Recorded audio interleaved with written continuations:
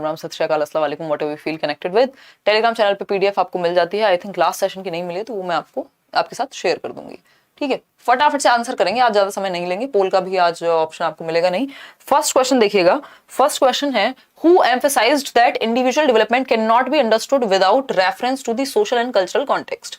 यानी किसने ये बात पे फोकस किया है कि जो इंडिविजुअल डेवलपमेंट है यानी एक व्यक्ति का जो विकास है वो नहीं हो सकता बिना उसके सामाजिक और सांस्कृतिक संदर्भ को समझे। मतलब जिस समाज जिस संस्कृति में वो रहता है, अगर हम उससे उसको कनेक्ट ही नहीं कर पा रहे या उसको अगर समझा ही ना जाए या उसकी प्रॉब्लम्स को ना समझा जाए जो उसको वहां पे आ रही होंगी, ऐसा नहीं है कि सिर्फ अच्छा ही अच्छा होगा, तो उस केस में कौन ये कहेगा कि बिना समाज और संस्कृति को समझे? पॉसिबिलिटी नहीं है। सिंपल आंसर है लेव वाइगोस्की। जहां भी सोसाइटी कल्चर लैंग्वेज दिखाई दे, आंख बंद करके वाइगोस्की की तरफ जा सकते हैं आप, है ना। पियाजे, बीएफ स्किनर, लॉरेंस कोहलबर्ग, कोई मतलब नहीं है इन बातों का। आगे बढ़ेंगे, आज थोड़ा सा फास्ट रखते हैं। क्वेश्चन नंबर 2 देखिएगा।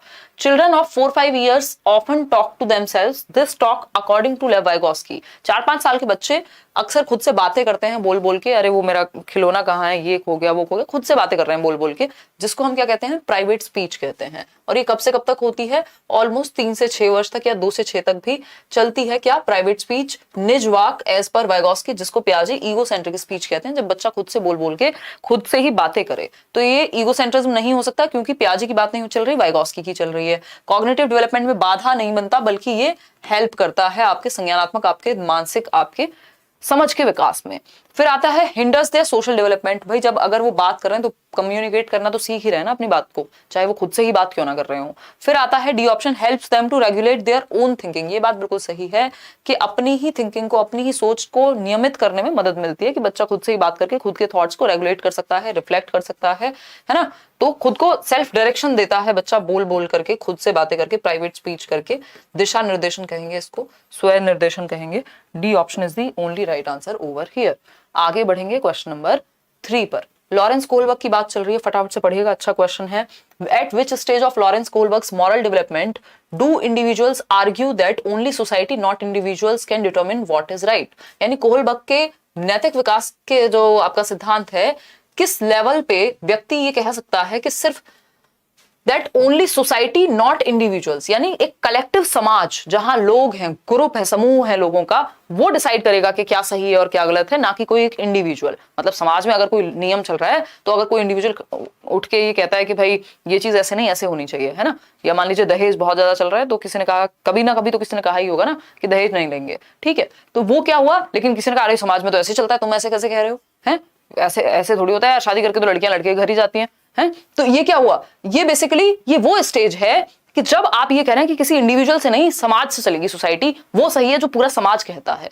तो ये कौन सा लेवल है? 4th लेवल है ये, जिसको लॉ एंड ऑर्डर ओरिएंटेशन कहते हैं। इसका जस्ट ऑपोजिट जो है वो फिर आपका जाएगा कहां पे? 5th लेवल पे, या बिल्कुल ऑपोजिट कहें तो 6th लेवल पे, जहां पे बात ये होगी कि इंडिविजुअल खड़ा हो जाएगा किसी एक चीज के लिए, अगर उसको सही नहीं लग रहा होगा तो चाहे दुनिया खिलाफ हो। 5th लेवल वो है कि मान लिया आपके समाज में कुछ नियम है बट इंडिविजुअल के भी कुछ राइट्स हैं, ठीक है। तो ये 4th लेवल है law and order, authority and social order maintaining orientation, के भाई समाज में नियम का पालन होना चाहिए, और अगर एक नियम तोड़ेगा कोई व्यक्ति तो सब नियम तोड़ेंगे, और एक कलेक्टिवली नियम बने हैं, भलाई के लिए बने हैं, उनको फॉलो किया जाना चाहिए, है ना। रूल्स आर रूल्स, हर हालत में रूल्स जो बन गए उनको फॉलो किया जाना चाहिए, बट ये इनका चेंज होना भी नेक्स्ट लेवल पे जाके जरूरी होता है, क्योंकि ऐसे तो फिर चेंज नहीं आएगा, ठीक। खैर, ये तो फर्स्ट स्टेज हो गई, ओबीडियंस एंड पनिशमेंट। ये आपकी गुड बॉय गुड गर्ल हो गई 3rd, ठीक है। यूनिवर्सल एथिकल प्रिंसिपल्स आपकी फिर 6th स्टेज हो गई, ठीक। तो C option is the right answer. मैं हूं आदत से मजबूर कि मैं एक्सप्लेन करने लग ही जाती हूँ। क्वेश्चन नंबर 4 देखिए, क्वेश्चन नंबर 4 देखिएगा एक बार फटाफट से। Question number 4 says which of the following description fits the logico mathematical intelligence। यानी कि अगर हम बात करें तो कौन सी हार्वर्ड गार्डनर का तार्किक गणितीय बुद्धि का उदाहरण है? बताइए, 4 ऑप्शंस हैं, उन 4 में से कौन सा एक उदाहरण हार्वर्ड गार्डनर के लॉजिको मैथमेटिको का है? लॉजिको मैथमेटिको मतलब जहां लॉजिक और गणित दोनों का प्रयोग हो, यानी रीजनिंग और गणित दोनों का प्रयोग हो, ठीक है। तो फटाफट से बताइएगा कौन सा ऑप्शन सही होगा। आज पोल नहीं आएगा, हो सकता है कल भी पोल ना आए, अभी लखन छुट्टी पे है, या हो सकता है कल मैं शौर्य को बुला लूं, ठीक है। चलिए फिर देखिए फटाफट से। Sensitivity and capacity to think about issues of human existence, तो ये तो भाई एग्जिस्टेंशियल इंटेलिजेंस हो गई। Sensitivity to rhythm and sound, so musical intelligence हो गई। Potential to recognise and manipulate the patterns of space, तो ये हो गया आपका कौन सा जो होता था ना वो जो आर्किटेक्ट में जिसका हम एग्जांपल लेते हैं, याद दिलाना जरा आज, स्पेशल इंटेलिजेंस। फिर आता है capacity to analyse problems by reasoning and investigating issues scientifically. Science, maths और रीजनिंग, ये तीनों जो भी चीजें होंगी वो लॉजिको मैथमेटिको में आएंगी, जहां लॉजिक का, मैथमेटिक्स का, साइंटिफिक थिंकिंग का इस्तेमाल करना पड़ेगा, वो हुआ लॉजिको मैथमेटिक्स से संबंधित। ठीक है, ये किस में पाई जाएगी? ये साइंटिस्ट में पाई जाएगी, ये मैथमेटिशियंस में पाई जाएगी, ये इकोनॉमिस्ट में पाई जाएगी, है ना। चलिए क्वेश्चन नंबर 5 देखते हैं।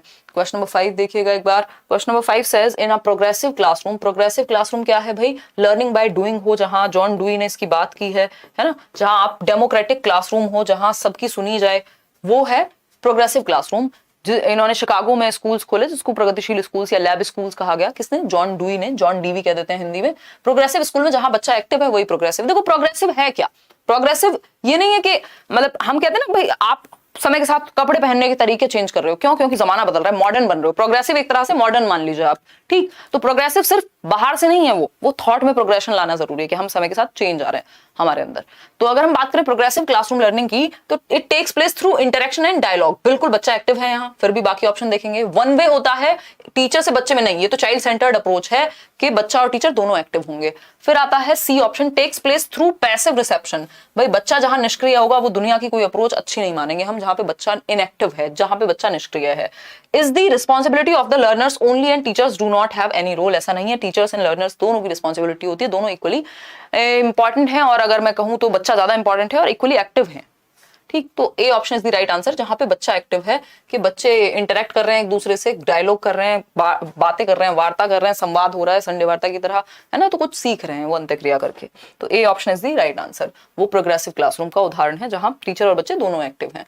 क्वेश्चन नंबर 6 देखिएगा फटाफट से। क्वेश्चन नंबर 6 है असर्शन, यानी एक स्टेटमेंट दिया हुआ है। स्टेटमेंट क्या है? Maths teacher should have very low expectations from girls in classroom. यानी कि जो गणित के शिक्षक या शिक्षिकाएं हैं, शिक्षक ही, ये तो स्टीरियोटाइपिकल बात है कि उनको लड़कियों में कक्षा में बहुत कम अपेक्षा रखनी चाहिए उनको लड़कियों से। मतलब जो गर्ल स्टूडेंट्स हैं कि वो मैथ्स में अच्छा नहीं करेंगी या पास भी हो जाएं तो बहुत है, मतलब एक्सपेक्टेशन कम कर लेनी चाहिए। तो ये तो बिल्कुल अच्छी बात नहीं है भाई। क्यों? लड़कियां, फिर शकुंतला देवी का एग्जांपल कहां से आता है? ऐसा थोड़ी कि लड़कियां मैथ्स में वीक ही होती हैं, ये कोई साइंटिफिक बात थोड़ी हुई है ना। ये तो बहुत सारी चीजों पे लड़के भी वीक हो सकते हैं, लड़कियां भी अच्छी हो सकती हैं, दो डिपेंड करता है आपने कैसे पढ़ाया, क्या माहौल दिया, क्या इंटरेस्ट रहा। रीजन क्या दिया इसका? कि girls do not have the genetic abilities to understand mathematics. अब ये दोनों ही बातें सिरे से नकार दी जाएंगी। किसी भी लॉजिकल इंसान के सामने अगर इस तरह की बात कोई करेगा तो वो हंसेगा पहले और फिर 4 गालियां देगा कि ये क्या सेंस हुआ इस बात का कि मैथ्स टीचर्स को एक्सपेक्टेशन ही कम रखनी चाहिए लड़कियों से कि तुम तो बस पास भी हो जाओ तो बहुत है। देखो टीचर की एक्सपेक्टेशन का बच्चे पे प्रभाव पड़ता है, ये बात याद रखिएगा। अगर आप बच्चे से ये एक्सपेक्ट करेंगे कि तुम बहुत अच्छा करोगे जीवन में, या तुम अच्छा करोगे या कर रहे हो, पहले से बेहतर हुए हो, उसको अप्रिशिएट करेंगे, तो क्या होगा? बेसिकली वो बेहतर करेगा, जितना वो कर रहा होगा उससे बेहतर करेगा। मेरी तो पता नहीं वो इनहेरेंटली आदत ऐसी हो गई है आजकल, तो स्पेशली मैं जरा सा कोई हाथ भी लाता है ना, मैं अप्रिशिएट करने का इतना मन करता है, पता नहीं क्या हो जाता है। अभी कल परसों में गई थी, पार्किंग वाले भैया ने पार्क किया, बड़ा मजा आया। मैंने कहा भैया क्या पार्क किया आपने, है ना। आज सुबह ही पता नहीं किसी कोई बहुत छोटी छोटी चीजों पर मैं इतना अप्रिशिएट करने लग गई लोगों को, क्योंकि वो एज अ टीचर आप में आना जरूरी है ना, और वैसे भी एज अ ह्यूमन बीइंग भी, क्योंकि हम अप्रिशिएट नहीं करते किसी को। जरा सा भी कुछ होता है हम क्या करेंगे? हम गाने तो बहुत गा देंगे, कुछ गलत अगर कर देगा तो हम 6 दिन तक कहेंगे, लेकिन अगर कुछ अच्छा कर दो, ये चीज मेरे फादर में भी थी खैर, तो अप्रिशिएट करना बहुत जरूरी है। तो वो अप्रिशिएशन जरूरी है, क्यों? क्योंकि आपकी एक्सपेक्टेशन मैटर करती है। ठीक है, क्लासरूम में तो एटलीस्ट, वैसे भी दुनिया में कितने ही लोग हैं जो अच्छा काम कर रहे हैं, है ना। स्विगी वाले भी आते हैं, 15 मिनट उनसे बात कर लेते हैं, मेरे को कई बार लगता है कि यार, तो बेसिकली अगर कोई भी अच्छा काम कर रहे हैं तो अप्रिशिएट करना चाहिए। यहां तो आपकी एक्सपेक्टेशन बच्चे पे प्रभाव डालेगी। अगर बच्चा थोड़ा सा लापरवाह भी है और तब भी आप थोड़ा सा उससे अच्छा एक्सपेक्ट करेंगे तो वो एफर्ट करने की कोशिश करेगा। ठीक है, चलिए आगे बढ़े, कोई दिक्कत नहीं है। पोल में हो गया झोल, अच्छा बहुत बढ़िया, इधर आ जाओ। पोल नहीं मिल रहेगा आज। अगर हम बात करें, दोनों ही बातें गलत हैं, दोनों ही बातें गलत हैं। पहली तो ये कि आप लड़कियों से एक्सपेक्टेशन कम रखेंगे। क्यों? इसका रीजन क्या दिया है? क्योंकि लड़कियां तो जेनेटिकली कमजोर होती हैं सीखने में। बकवास है ना, बिल्कुल टोटल। तो both A and B are false। Clear है बात? आगे बढ़ेंगे। Question number 7, in the context of languages national education policy 2020 emphasises on. भाषा के संदर्भ में राष्ट्रीय शिक्षा नीति 2020 किस पे बल देती है? भाषा के संदर्भ में। तो ये NEP हो, NCF हो, और उससे पहले आपका कोठारी आयोग हो, जो पॉलिसीज जितनी भी रही है वो क्या कहती है? बहुभाषिता पे जोर दीजिए। क्यों? क्योंकि भारत क्या है? एक डाइवर्स कंट्री है ना। यहाँ पे मल्टीपल लैंग्वेजेस बोली जाती हैं, बोला जाता है कोस कोस कोस पे पानी बदले 3 कोस पे वाणी। तो मतलब इतनी सारी लैंग्वेजेस हैं, इतने तरह के लोग हैं, तो विभिन्नता है भाषा में, इसलिए मल्टीलिंग्वलिज्म, बहुभाषिता का प्रयोग होना चाहिए। यही न्यू एजुकेशन पॉलिसी कहती है, यही एनसीएफ कहता है, यही कोठारी आयोग कहेगा, यही आपकी जो एजुकेशन पॉलिसी रही 86 की वो कहेगी, लर्निंग विदाउट, हर कोई यही कहेगा।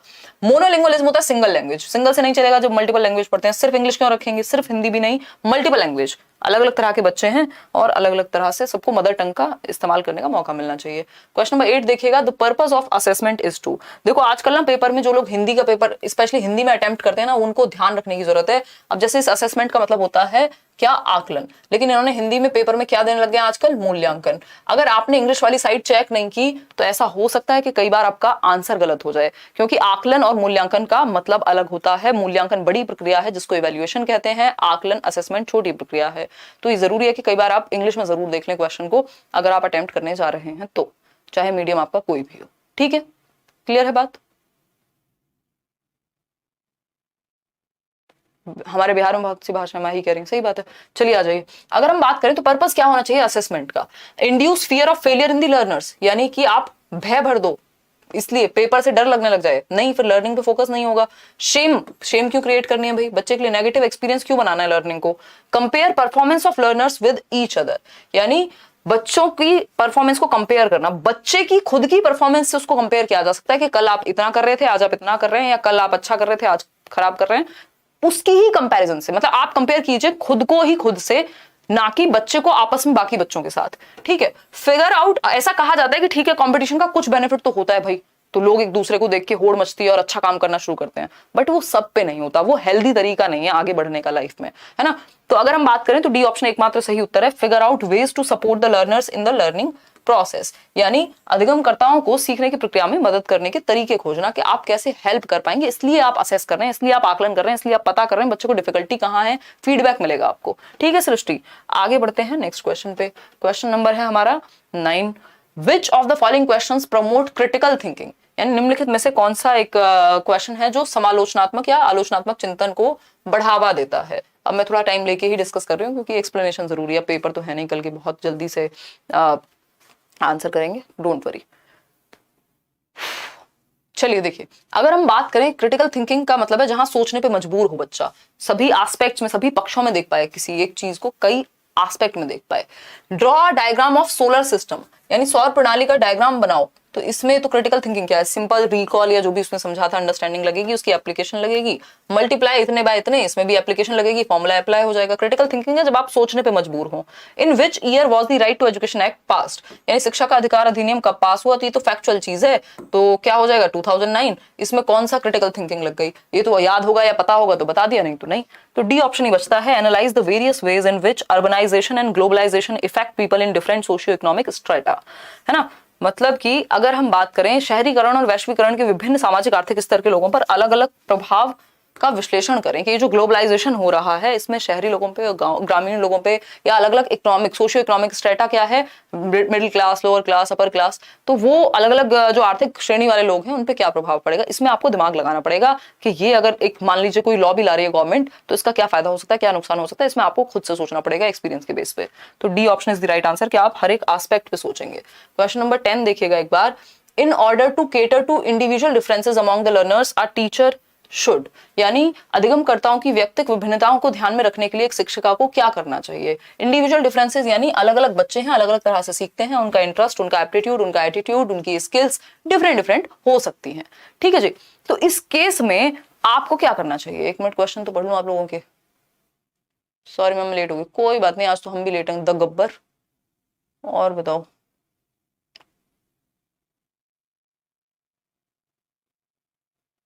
अरे धन्यवाद धन्यवाद। कोई तो टीचिंग मेथोडोलॉजी का कुछ कराने को कह रहा था, शायद वो मिस हो गया मेरे से, मैंने उस कमेंट के चक्कर में रुका था, मैं पढ़ नहीं पाई। चलो खैर, अभी क्या कर सकते हैं, दोबारा लास्ट में देखने की कोशिश करूंगी। चलिए आते हैं, अगर हम बात करें तो इंडिविजुअल डिफरेंसेस यानी डिफरेंट तरह के बच्चे हैं, व्यक्तिगत विभिन्नता, इस बात को दिमाग में बैठा लीजिए। ये जो वर्ड है ना आपके लिए एज अ टीचर चाहे आपको सिर्फ जॉब भी लेनी हो, चाहे कुछ भी करना हो, अगर आप टीचिंग फील्ड में हैं, individual differences should be in your mind, एकदम स्टक रहना चाहिए। मतलब बच्चों में विभिन्नता होती है, आप हर टाइम कंपेयर नहीं कर सकते एक दूसरे को, या फिर हम ये कहें कि सब एक जैसे हो जाएं या तुम उसके जैसे क्यों नहीं हो, ये नहीं चलेगा। क्यों? क्योंकि हर बच्चा अलग है, चाहे वो दिखने में हो, सोचने में हो, इंटरेस्ट में, अपनी रुचि में हो, अभिव्यक्ति में हो। ठीक, तो अगर हम बात करें तो कैसे केटर करेंगे? इग्नोर कर देंगे बच्चे के प्रीवियस एक्सपीरियंस को। भाई बच्चा जो भी लेके आता है स्कूल में, चाहे वो उसका पूर्व अनुभव हो, उसका आर्थिक स्टेटस हो, चाहे वो उसका सामाजिक, जिस भी चीज को वो लेके आया है, जो भी उसका बैकग्राउंड है, सब काम का है। बच्चे का कुछ भी खराब नहीं कहेंगे आप, एक्सेप्ट करेंगे, उसी पे बिल्ड ऑन करते हैं आप। बच्चे के पूर्व अनुभव पे क्या करेंगे? बिल्ड ऑन करेंगे, लर्निंग को कनेक्ट कर देंगे उसके प्रीवियस एक्सपीरियंस से। यूनिफॉर्म वेज नहीं बना सकते, क्योंकि जब इंडिविजुअल्स डिफरेंट हैं, इंडिविजुअल डिफरेंसेस हैं, जब इंडिविजुअल्स में डिफरेंसेस हैं, तो आप यूनिफॉर्म कैसे बना सकते हैं? यूनिफॉर्म का मतलब होता है सेम, जैसे स्कूल में होती है ना यूनिफॉर्म सबके लिए, तो यूनिफॉर्म तरीका काम नहीं आएगा। डिफरेंशिएटेड इंस्ट्रक्शन काम आती है, विभेदी अनुदेशन काम आता है, जब भी बात चाइल्ड सेंटर्ड या इंडिविजुअल डिफरेंसेस की होती है। इंप्लीमेंट स्टैंडर्डाइज्ड नहीं, फ्लेक्सिबल करिकुलम चाहिए जिसमें आप परिवर्तन कर सकें। ठीक है, तो ये ध्यान रखिएगा, जब भी यूनिफॉर्म लिखा हो, स्टैंडर्ड लिखा हो, है ना। ये अगर हम बात करें, ये तो आपकी आज पर्सनालिटी की क्लास हो गई, डन। देख लो सुंदर राइटिंग आ रही है आज। चलो खैर आगे आते हैं। अरे यार ये खत्म होगा कि नहीं? देखिए, अगर हम बात कर रहे थे किसकी, जब इंडिविजुअल डिफरेंसेस की बात करते हैं, हम व्यक्तिगत विभिन्नताओं की बात करते हैं, तो सिंपल याद रखिएगा काम की चीजें क्या है यहाँ पे। इंडिविजुअल डिफरेंसेस यानी व्यक्तिगत विभिन्नता, यानी व्यक्तियों में विभिन्नता होती है, चाहे दिखने में हो, सोचने में हो, समझने में हो। इसके लिए डिफरेंशिएटेड इंस्ट्रक्शन, ये पेपर में बहुत आता है आजकल। डिफरेंशिएटेड इंस्ट्रक्शन क्या है? एक तरीका है इंस्ट्रक्शन का, विभेदी अनुदेशन, कि आप डिफरेंट बच्चों की नीड के अनुसार डिफरेंट तरीके अपनाएंगे उनको सिखाने के, तो इसको हम डिफरेंशिएटेड इंस्ट्रक्शन कहेंगे। ठीक है, डिफरेंशिएटेड इंस्ट्रक्शन कहेंगे, राइट। कोई दिक्कत परेशानी इस बात को समझने में? तो सिर्फ से यस टू डिफरेंशिएटेड इंस्ट्रक्शन, चाहे वो चाइल्ड सेंटर्ड अप्रोच हो, चाहे वो इंडिविजुअल डिफरेंसेस हो। यूनिफॉर्मिटी को नहीं कहेंगे आप यस, क्योंकि जहां बच्चे अलग अलग तरह के हैं वहां यूनिफॉर्म से या स्टैंडर्ड करिकुलम से काम नहीं चलेगा, फ्लेक्सिबिलिटी होनी चाहिए, ये तो रिजिडिटी हो गई। ठीक है, तो यूनिफॉर्म और स्टैंडर्ड वर्ड हटा दीजिएगा जैसे ही इंडिविजुअल डिफरेंसेस की बात आती है, जैसे ही बात आती है चाइल्ड सेंटर्ड एजुकेशन की। ठीक है, चलिए खैर आगे आते हैं, फटाफट से बढ़ेंगे। इसका आंसर है बी, बच्चे के पूर्व अनुभव पे आप नई चीजें बिल्ड करते हैं। क्वेश्चन नंबर 11 देखिएगा, एक इंक्लूसिव यानी समावेशी कक्षा। समावेशी कक्षा मतलब जहां सब पढ़ सकें, सबका समावेशन हो, सबका इंक्लूजन हो, सब एजुकेशन फॉर ऑल हो, है ना, इक्विटी और इक्वालिटी हो, हर तरह का बच्चा पढ़ सके, चाहे वो जीनियस हो, चाहे वो स्लो लर्नर हो। ठीक है, अगर हम बात करें करियर पे आप पढ़ाए पेडागोजी, प्लीज मैं पढ़ा तो रही हूँ फरीम। अच्छा, पेडागोजी स्पेशल बैच के बारे में मैं प्लान करके बताती हूँ, क्योंकि नेक्स्ट इंक्लूसिव क्लासरूम की अगर हम बात करते हैं तो students are passive recipients of content of knowledge. Passive कैसे हो सकते हैं बच्चे एक्टिव रहेंगे। Students grow and develop in an equitable manner, हाँ हम कह सकते हैं कि सबको मौका मिलेगा आगे बढ़ने का। स्टूडेंट्स गेट डिस्क्रिमिनेटेड, नहीं आप उनको किसी भी आधार पर डिस्क्रिमिनेट नहीं कर सकते, उनमें विभेद नहीं कर सकते। Students overcome the barriers in learning completely on their own, नहीं भाई हेल्प चाहिए टीचर की भी, खुद से कैसे कर लेंगे सब कुछ। तो B option is the right answer. विद्यार्थी समतापूर्ण तरीके से आगे बढ़ते हैं, विकसित होते हैं, यानी सबको इक्वली समझा जाता है। ठीक, आगे बढ़ेंगे नेक्स्ट क्वेश्चन पे। क्वेश्चन नंबर देखिएगा आपका 12। क्वेश्चन नंबर 12 क्या कहता है, पढ़िएगा एक बार। Which of the following has been recommended by clause 12, यानी clause 12 of the right to education act, RTE act 2009 में के क्लॉज 12 में regarding education of students belonging to economically weaker section, यानी EWS सेक्शन के लिए 25% जो है वो कोटा होना चाहिए, यानी सीट्स रिजर्व्ड होनी चाहिए प्राइवेट स्कूल्स में भी। ये बात क्लॉज 12 में कही गई है। तो देखिएगा इसमें क्या आंसर होना चाहिए। Admission in government schools, reservation in private schools, ये सही है वोकेशनल की जगह पे, तो B option is the right answer. Right to education act आप पढ़ सकते हैं, मैंने इस पे वीडियो बनाया हुआ है, यूट्यूब पे भी पढ़ सकते हैं, थोड़ा सा पुराना होगा बट आप पढ़ पाएंगे, काम की बातें मिल जाएंगी, या मैराथन आपने देखी हो तो। क्वेश्चन नंबर 13 देखिए, विच of the following learning disability, यानी कौन सी एक अधिगम अक्षमता है जो डायरेक्टली अफेक्ट करती है एक व्यक्ति की परफॉर्मेंस मैथमेटिकल कैलकुलेशंस में, यानी अगर आपको गणना करनी है तो कैलकुलेशंस में आपको प्रॉब्लम होगी गणित में, ये कौन सी डिसेबिलिटी है। कैलकुलेशन मतलब कैलकुलिया, डिस कैलकुलिया, डिस मतलब प्रॉब्लम, कैलकुलिया मतलब कैलकुलेशन में, यानी मैथ से रिलेटेड प्रॉब्लम कहाँ आएगी, डिसकैलकुलिया में आएगी। डिस्ग्राफिया क्या है, राइटिंग से संबंधित है, लिखने में दिक्कत होगी, ग्राफ बनाने में दिक्कत होगी, ऐसे याद रख लेना। डिसलेक्सिया यानी रीडिंग में दिक्कत होगी। डिस्प्रेक्सिया यानी मूवमेंट में दिक्कत होगी, पेन पकड़ने में, टाई बांधने में, शू लेसेस लगाने में। ठीक है जी, चलिए खैर आगे बढ़ते हैं नेक्स्ट पे। ए आंसर था इसका डिसकैलकुलिया।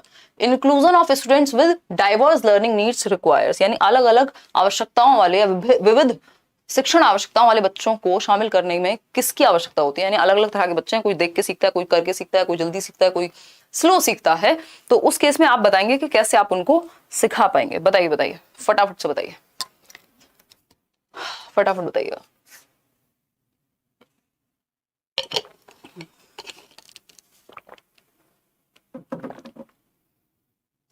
B option, flexible. बिल्कुल बिल्कुल बिल्कुल, जब डाइवर्स लर्निंग नीड्स की बात आ जाए, यानी अलग अलग आवश्यकताओं वाले बच्चे हैं, दैट मींस फ्लेक्सिबल होगा करिकुलम। यानी कि हम क्या बात करेंगे, लचीला पाठ्यचर्या। पाठ्यक्रम तो जस्ट पाठ्यचर्या का हिस्सा है, करिकुलम का हिस्सा है सिलेबस। ठीक है, फिक्स्ड सिटिंग नहीं होनी चाहिए, फ्लेक्सिबल होनी चाहिए, स्टैंडर्डाइज नहीं, फ्लेक्सिबल, टेक्स्ट बुक सेंटर्ड नहीं, चाइल्ड सेंटर्ड। तो B option is the right answer. आगे बढ़ेंगे, ये पीडीएफ मैं शेयर कर दूंगी, 2-3 पीडीएफ शेयर नहीं हुई है ना, सारी एक साथ कर दूंगी। और मैं जल्दी ही अपडेट करती हूँ, आज ही मॉक टेस्ट का ऑप्शन आपको 2-3-4 मॉक टेस्ट या कई सारे डलवा के 10 फिर आप वो कर दीजिएगा। लाइक शेयर सब्सक्राइब ना किया हो कर दीजिएगा।